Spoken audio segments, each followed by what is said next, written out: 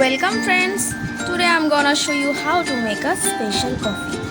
So let's start the video. First আমি দুটো কফির পাউচ নিয়ে নিয়েছি। এবার এটাকে আমি কন্টেনারে ঢেলে নেব।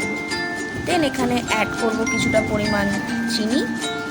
এরপর আমি অ্যাড করব এর মধ্যে সামান্য জল। জলটা বুঝে শুনে দিতে হবে, কারণ জল বেশি হয়ে গেলে এই টেক্সচারটা পাতলা হয়ে যেতে পারে।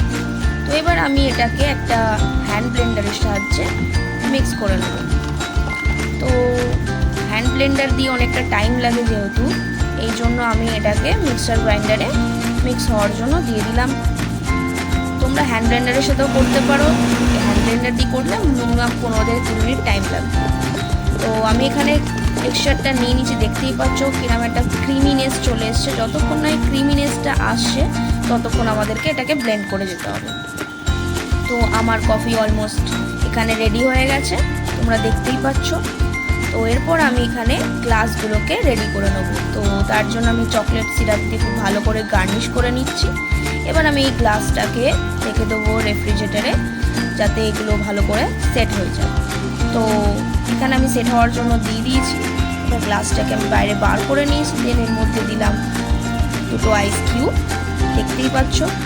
এবার এর মধ্যে আমি অ্যাড করব আমার যে কফিটা বানানো ছিল সেই কফিটা। দেখতেই পাচ্ছ কি সুন্দর একটা থিক ক্রিমিনেস চলে এসছে।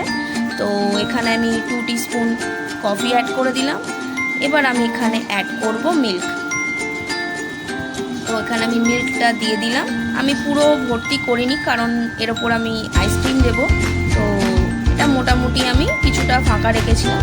এর মধ্যে আমি আইসক্রিম অ্যাড করে দিচ্ছি। এবার লাস্ট এটাকে সার্ভ করার জন্য আমি চকলেট সিরাপ দিয়ে এটাকে সুন্দর করে গার্নিশ করে দিলাম। তো এটা আমার কফি অলমোস্ট রেডি।